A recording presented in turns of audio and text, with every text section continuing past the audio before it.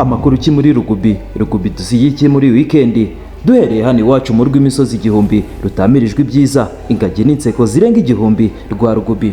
Hari ku ya 20 z'ukwezi kwa 11 2025 ku mugoroba ku cyicaro gikuru cya Minisiteri ya Siporo, ubwo Neri Mukazayire Minisitiri wa Siporo yakiraga iyi federasiyo mu cyumba cy'inama cyarebererwagamo iterambere ry'umukino wa Rugubi ndetse n'igenamigambi ry'ibikorwa biri imbere, aho yitabiriwe na SG Habimana Samuel CEO ufite imfura Donatien ndetse na Perezida Kamanda Tarsisi.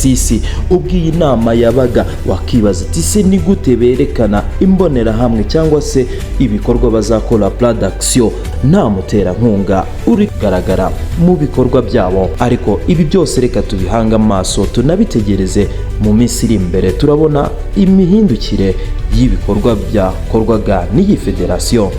Dukomereje mu yandi makuru ya hano iwacu mu Rwanda, shampiyona yageraga ku munsi wayo wa 17 mu bagabo, naho mu bari n'abategarugori nabo bakinaga aho bari bageze ku munsi wabo wa kane mu gicamunsi cyiza cyo kuwa 23/2025 ku munsi wayo wa kane. Resilience mu bari n'abategarugori yahuye n'uruva gusenya tsindwa bihambaye na Ruhango Zebras, aho yaje kwitsinda amanota 28 ku manota 12. Resilience kuri uyu munsi wo ku cyumweru 24 ntago yahiriwe n'umunsi kuko byaje no kwafectinga cyangwa se guteza ikibazo no mu bagabo, aho baje gutsindwa amanota 17 ku manota 13. Resilience itakaza utyo kandi yari ikipe twaherezaga amahirwe yo kuba yakwerekeza muri kimwe cya kabiri nta nkomye, ariko Gitisi yayibereye ibamba mu butansinda bwa Kigoma,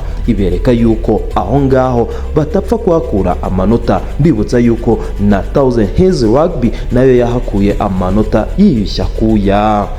Ni nako kandi habaga n'undi mukino w'amateka wahuzaga Puma ndetse na UR Grizzlies. Mu mateka kuva shampiyona yatangira, Puma yaje gutsinda ariko bigoranye amanota 3-0. Ngibi bikomeje kugaragaza shampiyona ko ari ubudasa. Mbibutsa yuko n'ubushize Thousand Hills Rugby yatsinze amanota 5 Gitisi TSS kubusa. Ibi bikatwongerera imbaraga z'uko iyi shampiyona iramutse ikinwe mu buryo buhoraho, amakipe ndetse n'abakinnyi bagira improvement cyangwa se ubunararibonye muri uyu mukino dukunda. Nubwo bikomeje kugorana nko muri Pool A, imitegurire ndetse n'imigendekere y'iyi shampiyona bikigoranye, aho ikipe igiye kumara hafi amezi asaga 3 nta mukino. Mbibutsa yuko bakitegereje yuko bazakina amasemifinali ateganyijwe mu kwa 12.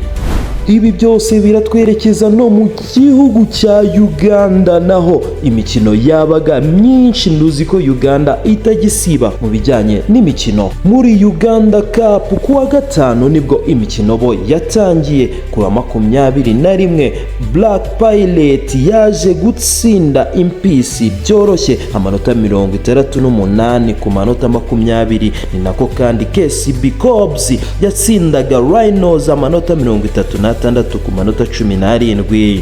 Naho ku cyumweru habaga indi mikino ya kimwe cya kane cyangwa se quarter finals, nuko Hitens iza gutsinda Rams amanota 48 ku manota 29. Abanyarwanda umukino twese twari dutegereje waje guhuza Hippos ndetse na Buffaloes ku kibuga cya Luckyard Sport Club Damwater, ariko ikipe yaje kudutenguha iza gutsindwa amanota 20 ku manota 11 ya Jinja Hippos. Ibi byose mbibutsa yuko kimwe cya kabiri cyahise cyerekezwamo amakipe nka Black Pilot ndetse na KCB Cobs, mu gihe Hitens na Buffaloes nazo zisanze muri kimwe cya kabiri. Twerekeje no mu yandi makuru agendanye na Afrika yacu. Ikipe ya Namibia yabuze itike ubwo yatsindwaga imikino yayo uko ari 3 ikaza gutsinda umwe wonyine, ariko ntibyayihaye itike yo kwerekeza mu gikombe cy'isi, aho ikipe ya Samoa yaje kubona itike yo kuyerekeza mu gikombe cy'isi cya 2027. Mbibutsa yuko iki gikombe kizakinwa n'amakipe 24.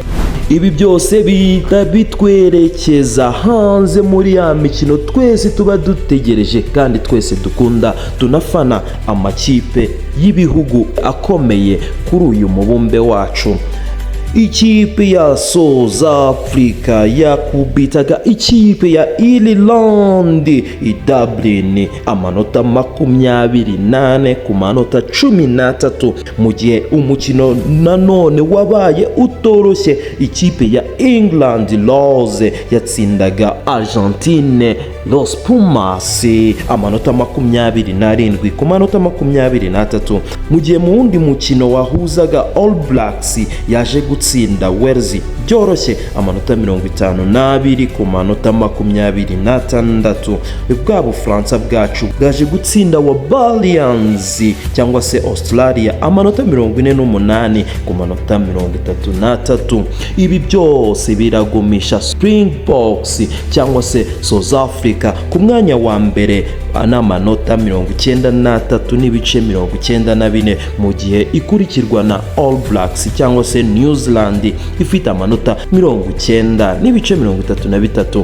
Mbibutsa yuko ikipe y'u Rwanda ikiri muri ya myanya ya nyuma, aho ihagaze ku mwanya w'104. Ibi byose mu gusoza kwacu ntago twasoza tutifurije umuvandimwe Line wakoze ubukwe kuri uyu wa 22 ubwo yakoraga ubukwe. Line, ugira urugo rwiza kandi Imana izabubakire.